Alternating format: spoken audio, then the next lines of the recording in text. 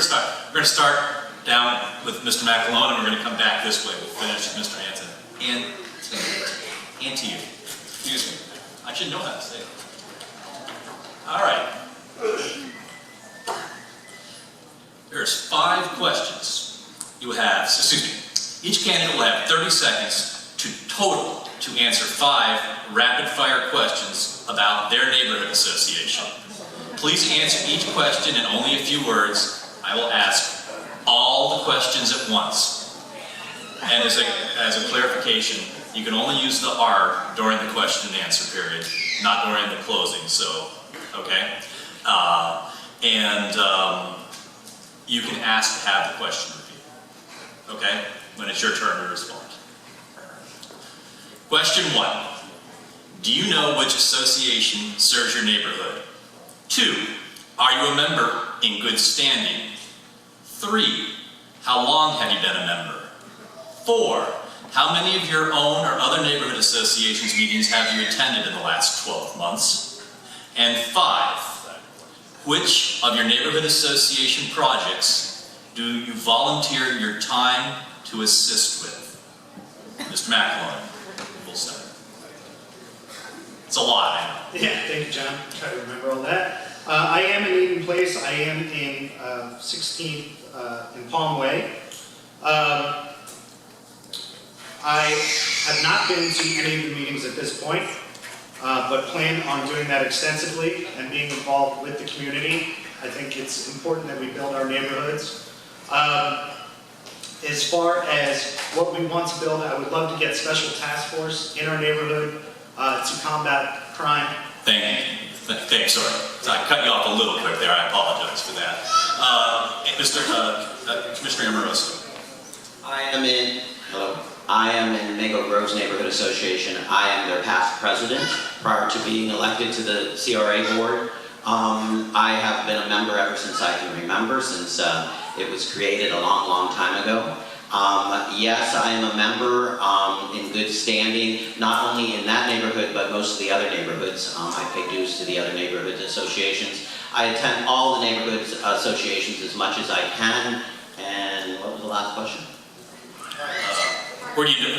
No, run out of time. Okay. You run out of time. Sorry about that. It was towards the end. Let's wait for the front. Mr. Maxwell.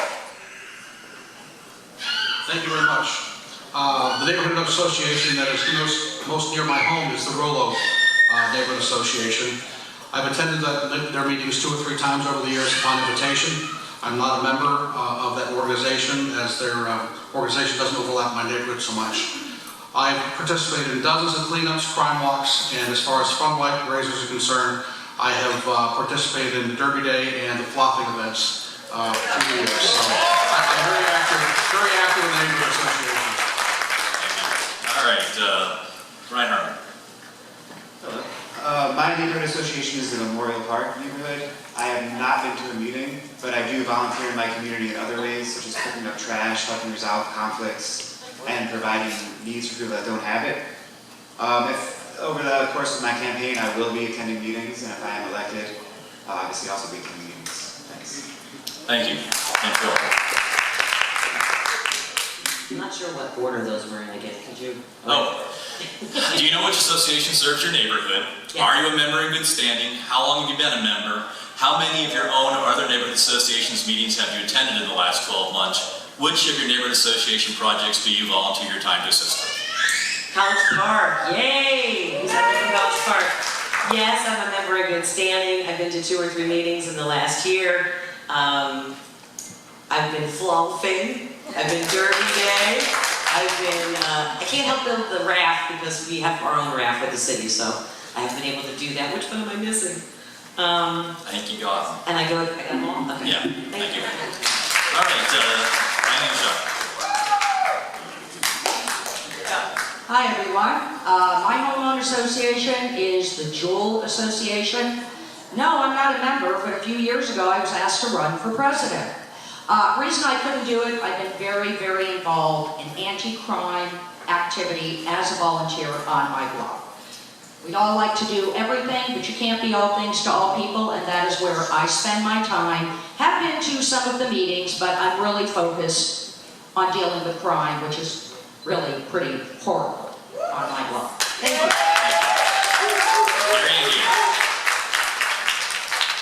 Yes, I'm in Parrot Cove, which the wife and I helped start. We named it when it first started. I'm not a member now for the last few years. I've been to a couple of meetings in the last couple of years. But I do my own thing. I ride a bicycle around at night, 2 o'clock in the morning, see who's running around that shouldn't be there. And I would just like to see a lot more of my neighbors call in when they see something suspicious in their neighborhood and call the sheriff. Thank you. Thank you, sir. We're going to start this one with Diane Jacques. We're going to go that way. We're going to end on you again. Yeah, we're going to. Yeah, you're going to go. Okay. All right. This is question number 6. Each candidate will have 1 minute to answer this 2-part question. Part 1. How long have you lived in the city of Lake Worth? And part 2. What was the deciding factor or issue in your decision to run for election and/or re-election? Thank you. I moved to Lake Worth in 2009. Since we're 2016, going on 7 years. The reason I'm running for mayor is I am profoundly concerned about our neighborhoods, the lack of the rising crime, the urban decay, and the broken streets. I think we need to get back to basics. I think we need to put our emphasis on the neighborhood. I think that if we do that, we won't have to be talking business stimuli. If the neighborhoods are inviting and safe, businesses will want to come here. If you come down to Lake or Lucerne, come to our wonderful street painting festival, go to the beach, and you drive 1 block away, you see the boarded up homes, crime, prostitution, drug trafficking, it's right in front of us. And something needs to be done.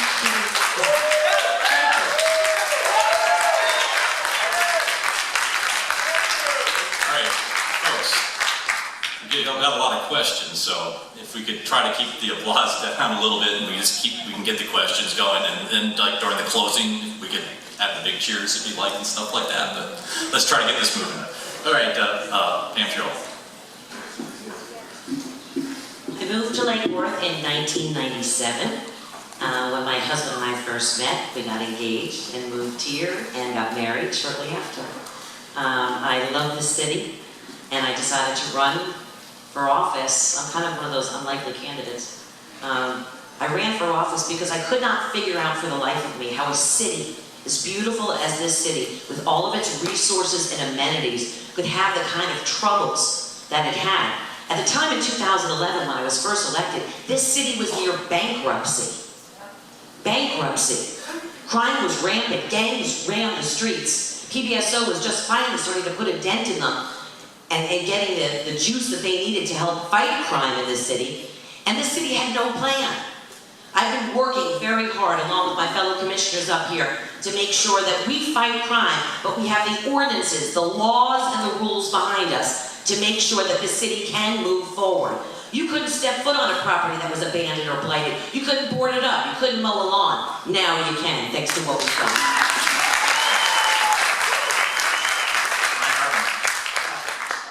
Next month, I've lived in Lake Worth for 2 years. I've always been involved in politics from an outsider point of view, petitioning my government. And coming here, I thought, it's a small town, it's a good place to get involved. Some things that I see here that I don't like are the lack of transparency in government. A lot of people are forced to make uninformed decisions because they don't know everything. I'd like to help people have their votes counted. When people vote for something, it should happen. And I agree that there's a high level of crime here, and I think what's been tried for the past 10, 20 years hasn't worked, and something new needs to happen, and I think I can bring that something new.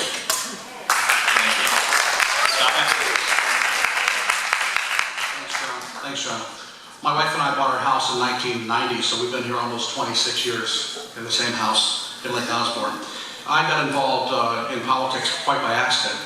My son attended Sacred Heart School, and many, many years ago, when they were doing the streets, Lake, Lucerne, Dixie, and Federal Highway, there were some traffic issues in the neighborhood. And the city petitioned the school petitioned the city to close off M Street between 4th and 5th. And the folks at Sacred Heart were met with just the most rude and abrupt type of administration and governance that I'd ever seen in my life. So I was told to get involved by volunteering on a volunteer board, which I happened to find a spot on the Code Enforcement Board, and then I really began to see some of the true underlying issues here in the city of Lake Worth. So once I saw that our neighborhoods were declining and falling on the vine, I opted to go ahead and run for the city commission, and successfully did so in 2001 on a platform of reforming code enforcement, which we did very successfully back in 2001, but unfortunately those code issues have been stripped away and we're finally putting them back together. Thank you. Thank you. Frank McElroy. Oh, Andy, sorry, I apologize, Andy Amoroso. I'm a 36-year resident of Lake Worth. I'm a native Floridian. I have multiple small businesses in the town. I got involved, I was involved a long time before I became elected, or I volunteered for the CRA board. And I got involved to keep my doors open. I got involved to keep the city moving forward. And that's exactly what we've done in the last 4 years. When we inherited the city, we couldn't enforce code. We couldn't enforce crime issues. And we're still getting to that point.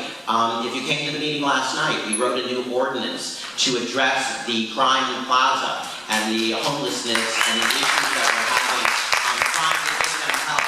And that's what we're trying to do. We're trying to get to the point. It's taken us 4 years to actually rewrite the ordinances so we can actually enforce some of the laws in the city of Lake Worth. So, I asked for another 2 years to keep us moving forward and creating the jobs and creating the open government that we need. Okay.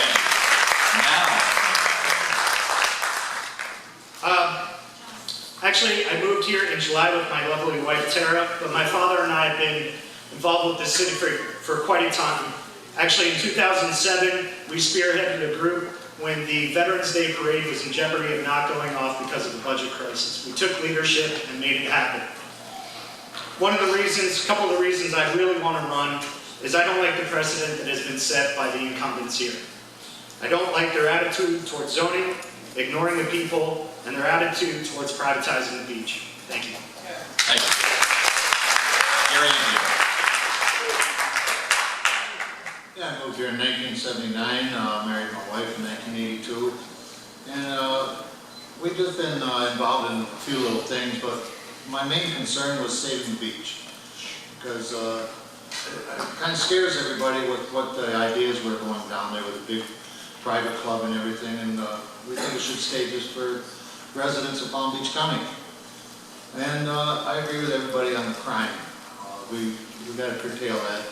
There is a lot of crime around, and we let it by not notifying the authorities when we see things happen.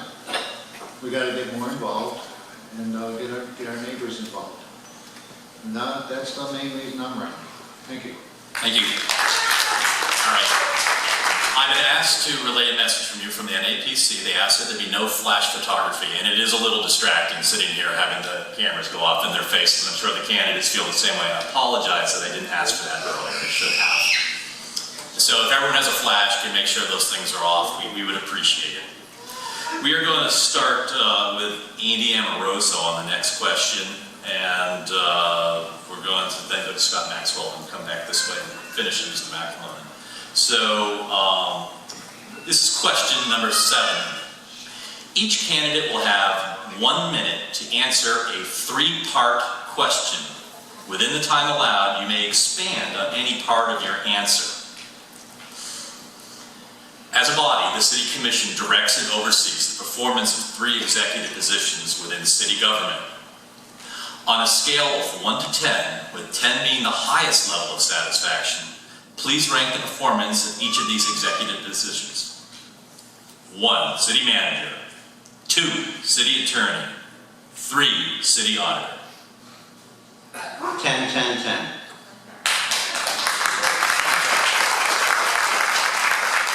And if I may, I would like to remind everyone that we hired the internal auditor. For years, we did not have an internal auditor, and when we came on, we felt the need, and the internal auditor has been great in researching and moving the city forward. City manager has been phenomenal, and I wouldn't trade him. And the attorney, when we first came as elected, we had an attorney that was outsourcing a lot of stuff. It was costing the citizens a lot of money. We hired a firm. The firm brought us 5 attorneys, and each attorney specializes in something different. One specializes in code, one specializes in electric. So when we need something special, we go directly to that attorney, and they've saved the city and the citizens a lot of money.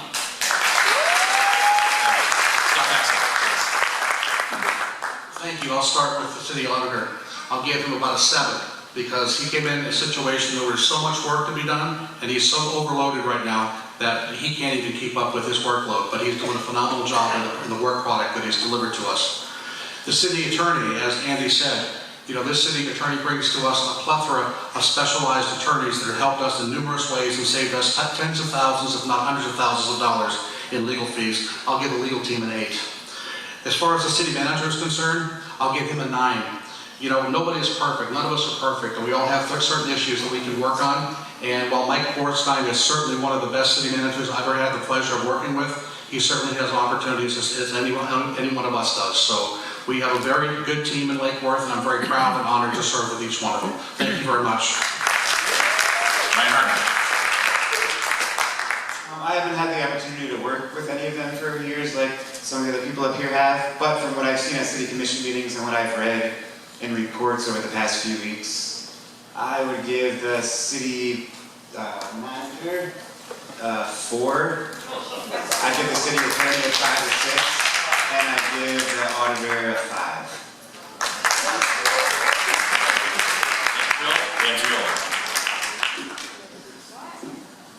Everybody needs improvement, so 9s across the board. How about that? Our city manager is absolutely incredible. He is very proactive, and he does an amazing job. Our city attorney, as the other commissioners have mentioned, we have a whole new team of them, and they have saved this city hundreds of thousands of dollars by not outsourcing and hiring outside attorneys. And as for our city auditor, just one thing to add. We are required, everybody talks about the charter all the time. We have been required by the charter for a very long time that the city must have its own internal auditor. When we arrived here in 2011, they had not had a city auditor that reported solely to the commission as required by our charter in at least 10 years. So for transparency purposes, because everyone likes to throw that word out, we are transparent. We've got a great city auditor doing an amazing job and looking into all of the obstacles that we have.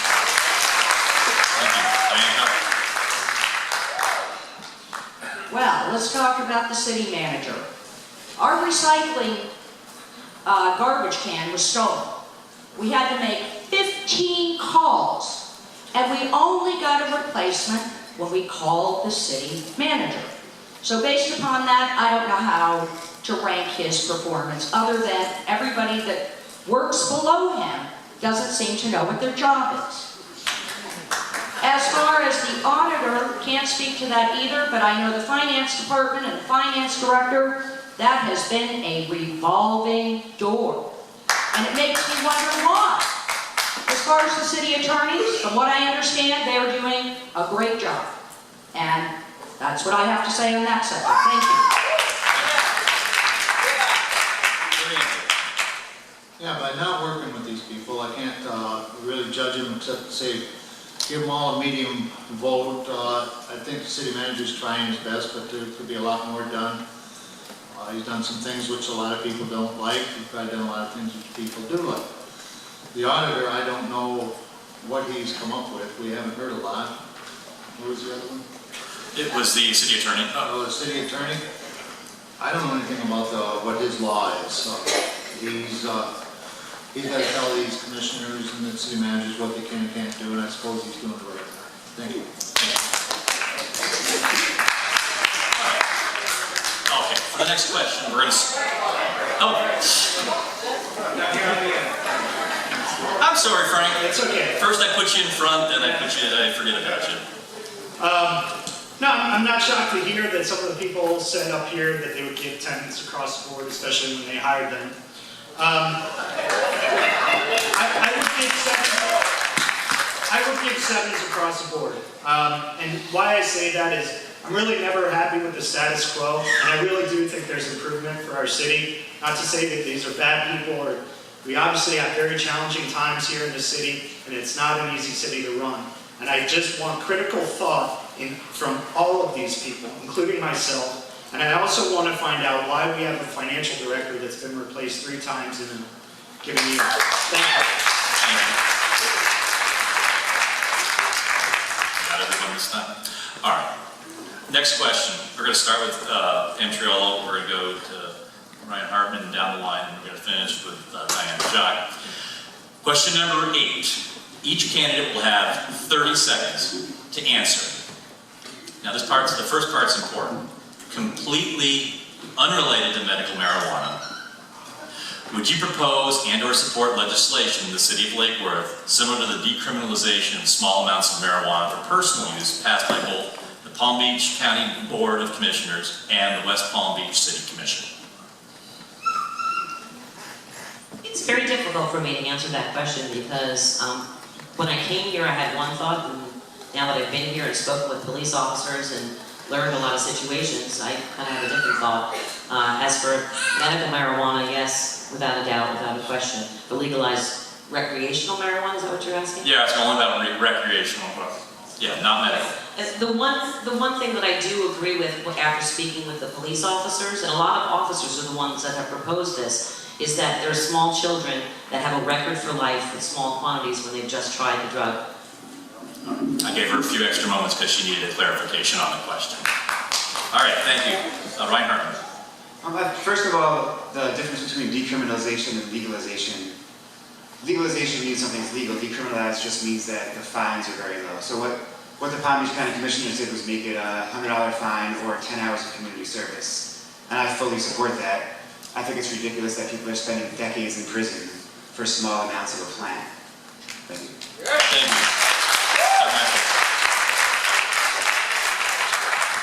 Thank you very much. While I personally don't advocate illegal drug use, I do understand how the Palm Beach County Commission has gone in this direction, and other jurisdictions have done this around the country. So I would support the decriminalization and the ticketing, if you will. But understand there are some limits. I understand that this is not a free pass to smoke marijuana in perpetuity. If you do this over and over and over again, it will catch up with you.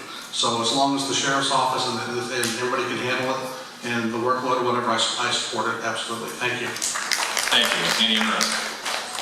Yes, I do. I own an organic juice bar, and a lot of our customers are cancer patients. A lot of our customers are elderly cancer patients, and I supported an 80-year-old woman should not be out on the street buying drugs, and we also should not be arresting them.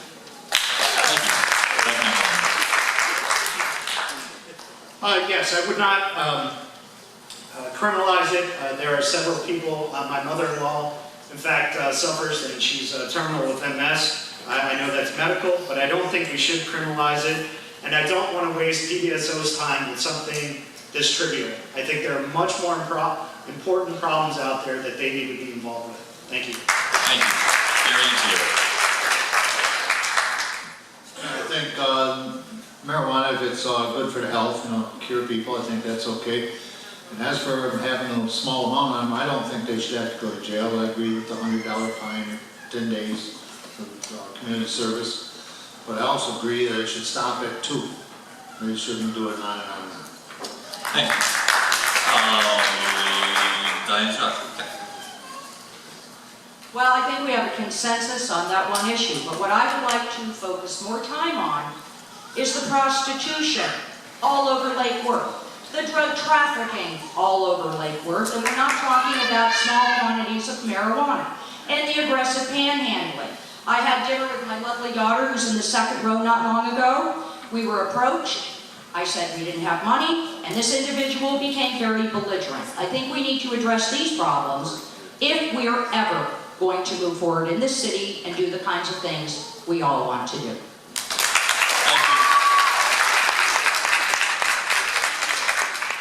All right, we're going to start with Scott Maxwell, and then go on to Ryan Hartman, and come this way with question number 9. Question number 9, each candidate will have 30 seconds to answer. Are you in favor of keeping the CRA as an independent citizen advisory board completely separate from the city commission? Why or why not? Thank you, John. The answer is yes, I am in favor of retaining the CRA. The CRA has proven in the last half dozen years that they have done remarkable work. They were able to secure a $23.6 million NSP2 grant from the federal government, and now considered one of the model agencies to hold off the NSP program in the country. And HUD fully respects them, and if folks come to Lake Worth to look at the great work they've done. So yes, I support the CRA. Thank you. Mike Martin? I don't know much about the CRA, but my landlord is a board member, and I have a meeting with him later this week, so for everything I've heard so far, I would support them, yes. All right. Angela?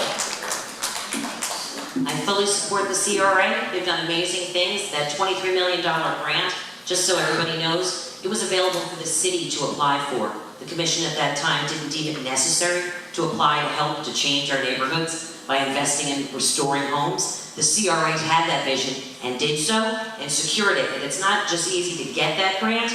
You have to not only get that grant, but spend that grant in the right places and make HUD happy and the federal government happy. So they're amazing. They did an amazing job, but that's just the beginning. We need to support them.